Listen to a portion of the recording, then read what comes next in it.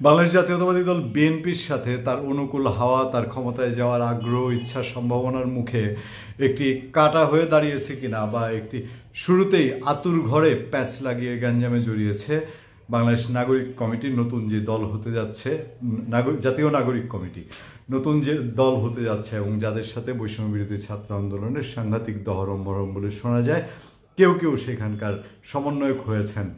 সেই জাতীয় নাগরিক কমিটি যারা নতুন দল করবেন, সেই নতুন দল এবং বিএনপি একে অন্যকে প্রত্যেকেই, বিএনপি বলে জাতীয় নাগরিক কমিটিকে, যারা যে নতুন দল করছে সেটা হচ্ছে কিংস পার্টি, আর নিজেরাও কম যান না, জাতীয় নাগরিক কমিটি বলছে বিএনপি তো কিংস পার্টি। বিষয়টা কোথায়, বিষয়টা গ্যাঞ্জামটা কোথায় দেখেন। প্রথমে আসি জাতীয় নাগরিক কমিটি। তারা বলছে যে বিএনপি কিংস পার্টি, সফল কিংস পার্টি, এবং বিএনপি বেগম খালেদা জিয়া, জিয়াউর রহমান, তাদেরকে তারা শ্রদ্ধা করে, ভালোবাসে। গ্যাঞ্জাম বেশি বড় করতে চায় না, তারা বড় গণ্ডগোল করতে চায় না, একে অন্যকে প্রতিপক্ষ করতে চায় না। তবে এই জায়গায় আবার ছাড়ও দিতে চায় না, বলে যে খালেদা জিয়াকে তারা জাতির মেরুদণ্ড হবে, জিয়াউর রহমানকে তারা মনে করে যে জাতীয় বীর। কিন্তু কিংস পার্টি বলতে বিএনপিকে ছাড়ে না, কথায় কথায় খোঁচা দেয়। কেউ কেউ জিজ্ঞেস করে আপনারা কি বিএনপির প্রতিদ্বন্দ্বী হতে চান, যাবো এই প্রসঙ্গে। এখন ওরা যখন বিএনপিকে কিংস পার্টি বলতেছে, তখন বিএনপি বলতেছে যে এরাই তো কিংস পার্টি। বিএনপির সিনিয়র যুগ্ম মহাসচিব রুহুল কবির রিজভী আহমেদ, আমরা একটা কন্টেন্ট আপনাদেরকে জানিয়েছিলাম, তিনি বলেছেন যে রাষ্ট্রীয় গোয়েন্দা সংস্থার পৃষ্ঠপোষকতায় নতুন দল গঠনের চেষ্টা চলছে। ওই রাষ্ট্রীয় পৃষ্ঠপোষকতায় যখন নতুন দল গঠন করা হয়, তখন এটাকে কিংস পার্টি বলা হয়। যেটা গত কেয়ারটেকার গভর্নমেন্ট করার চেষ্টা করেছে, আওয়ামী লীগ করার চেষ্টা করেছে, আওয়ামী লীগ 2-3টা দল দিয়ে এরকম কিংস পার্টি করেছে, বিএনপির লোকজন ভাগিয়ে আনার চেষ্টা করেছে। হোসেন মোহাম্মদ এরশাদ করেছে, সে তার জাতীয় পার্টিও কিংস পার্টি ক্ষমতায় থেকে করেছে। এখন এইসব উদাহরণ টেনে জাতীয় নাগরিক কমিটি বলছে যে জিয়াউর রহমান সাহেব কি করেছিলেন। জিয়াউর রহমান সাহেব করেছিলেন প্রথমে জাগো দল, তারপরে ইলেকশন করে প্রেসিডেন্ট হলেন। 3 মাসের মধ্যেই তিনি গঠন করলেন বিএনপি, বাংলাদেশ জাতীয়তাবাদী দল। এবং তিনি যখন প্রথম প্রেসিডেন্ট হলেন, তখন কোন দল থেকে হয়েছিলেন? তিনি কিন্তু বিএনপি থেকে প্রেসিডেন্ট হন নাই। তিনি তখন সম্মিলিত ফ্রন্ট বা জয়েন্ট একটা ফ্রন্ট থেকে, ওই জাগো দল মিলে, 6 দল মিলে, সেই প্ল্যাটফর্ম থেকে তিনি প্রেসিডেন্ট হয়েছিলেন। সেইটা টেনে বলছেন যে জিয়াউর রহমান সাহেব তো ক্ষমতায় থেকে এই দল করেছিলেন, তাহলে এটা হলো গিয়া বিএনপি হলো গিয়া আসল কিংস পার্টি, তবে সফল। এবং বিএনপি নেতারা বলছে যে আমরা 40 বছরের পুরনো রাজনৈতিক দল, এবং বিএনপি জনগণের দল। কিংস পার্টি কি পার্টি না, মূলটা নিয়ে আসলে কথা বলার বিএনপির লোকজনেরও সুযোগ আছে কিনা। আমাকে যদি আপনি প্রশ্ন করেন, আমি বলবো যে হোয়াই নট, বিএনপি তো কিংস পার্টি। তবে এখনকার বিএনপি যদি বলেন, এই বিএনপি আবার কোষ্টি পাথরে যাচাই করা। এখন আপনার জন্ম হলো গোয়াল ঘরে, এক পর্যায়ে আপনি আপনার যোগ্যতা দিয়ে আপনি মসনদের মালিক হলেন, রাজা হয়ে গেলেন। গোয়াল ঘরটা ধরে বসে থাকবো?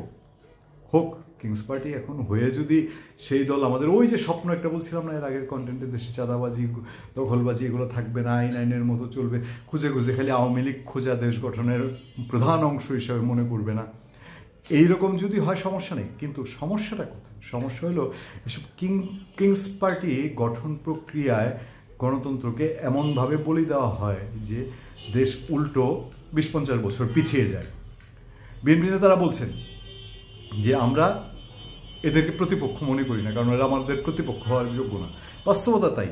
এই যে আন্ডা বাচ্চা, এই নাম শোনা যায় না, কি যেন নাসিম আহমেদ পাটোয়ারি বা সামথিং, এই যে জাতীয় নাগরিক কমিটির আহ্বায়ক, বা এখন ধরেন সমন্বয়করা, এদের নাম কখনো শোনা গেছে? বা আমি জানি না অতীতে এই বাংলাদেশের ঝড় ঝঞ্ঝা, সাইক্লোন, মানবিক বিপর্যয়, রাজনৈতিক বিপর্যয়, এগুলোতে এই যে এখন যেই নামগুলা, তাদের তো বয়স হয়েছে প্রত্যেকে, ধরলাম 25, তো এই কেন 2-4 মাস ধরে শোনা যায়? সুবিধাজনক অনুকূল একটা আটকা মাতাব্বর হয়ে যাওয়ার পরে আগে কেন শোনা যায়নি? ওরা কিভাবে বিএনপির পোর খাওয়ানে তাদের প্রতিপক্ষ হবে, এইটাই বিএনপি নেতারা সহ্য করতে পারছে না। তারা বলছেন যে আমরা এদেরকে প্রতিপক্ষ মনে করি না। আবার এই যে সকল কিংস পার্টি, বা যাদেরকে কিংস পার্টি এখন বলা হচ্ছে, জাতীয় নাগরিক কমিটি আগামী ফেব্রুয়ারিতে নতুন দল ঘোষণা দিবে, তারা বলছে যে আমরা কোনো রাষ্ট্রীয় পৃষ্ঠপোষকতা নেই না। তো রাষ্ট্রীয় পৃষ্ঠপোষকতা না নিলে এরকম একটা এনভায়রনমেন্টে হঠাৎ দল গঠনের খায়েশ একটু কেমন খটকা লাগে কিনা। মানে জিনিসটা আমি নেই না, করি না, আমি এটা দায় নাই, এটা বাংলাদেশের পলিটিশিয়ানদের একটা ক্যারেক্টার। এই ক্যারেক্টারটাই কি কিংস পার্টি বলি আর এই জাতীয় নাগরিক কমিটি বলি বা তাদের সম্ভাব্য দল বলি তারা আগে থেকে রপ্ত করে ফেলেছেন? আমরা তো বলি বাংলাদেশের মাঠ ফাঁকা আছে, আমিও চাই দখলবাজ, নৈরাজ্যবাজ, চাঁদাবাজ ছাড়া একটা শক্তি, এটা আওয়ামী লীগ বিএনপি চাই না, এরকম টিউন বাংলাদেশের মানুষের মধ্যে আছে কিনা? বলা হয় যে এক ফেসিবাদ থেকে আরেক ফেসিবাদের হাতে ক্ষমতা দিতে চাই না, বাস্তবতাও তাই, অনেকটাই তো তাই বলে যে বাস্তবতা বাংলাদেশের তাই, যে ক্ষমতাকে এক ফেসিবাদ থেকে আরেক ফেসিবাদের চলে গেছে কিনা। এখন এক ফেসিবাদ থেকে আরেক ফেসিবাদের না গিয়ে যদি আমার এই জ্বলন্ত কড়াইয়ের মধ্যে ঢেলে দিতে চান, সেটাও আবার নিশ্চয়ই আমি চাবো না। মিষ্টি মিষ্টি কথায় ভুলিয়ে, মিষ্টি মিষ্টি কথায় নীতিবাক্যের কথা বলে জীবনে কোনোদিন আমার বিপদে আপনাকে দেখলাম না, আপনি আমার কাল সকালে ত্রাতা হয়ে যাবেন, সেটা আমি কিভাবে বিশ্বাস করব? তো আপনি কাজ করেন না, খাটেন না আমার জন্যে, আপনি তো আমার সেবা করার জন্যই আসতে চাচ্ছেন, তো সেই সেবাটা করেন। আপনার কিংস পার্টি বলার কেউ সুযোগ পাবে না। সেবা করে এই যে 4 মাস 4.5 মাস গেল ইন্টেরিয়াম গভর্নমেন্টের, এখনই আপনি দল গঠন করে নেমে যাচ্ছেন, বা কিছু কাজকর্ম মাঠে করেন, দুর্যোগে থাকেন, তারপরে করেন। দল গঠনে আমাদের কোনো আপত্তি নেই, ক্ষমতায় যান, আমার মনের মতো করে যান। আমি বলছি না বাংলাদেশে আপামর মানুষ যেটা চায়, যে শূন্যস্থান সব মানুষের মনে এখন রয়ে গেছে, সেটা পূরণ করেন। একে অন্যকে কিংস পার্টি বলে দায় এড়ানো, শাক দিয়ে মাছ ঢাকা আর দোষারোপের রাজনীতি আবার চালু করা। আওয়ামী লীগ গেছে গিয়ে আওয়ামী লীগের জায়গা দখল করে আরেকজন বিএনপির সাথে ঠেলাঠেলি করবেন, তো যে লাও সেই কত। ধন্যবাদ সবাইকে, ভালো থাকবেন, সুস্থ থাকবেন, সত্য করুন এবং সহনশীলতার সাথে আপনাদের সাথে সবসময় আমি আতিক রহমান, পূর্ণিয়া।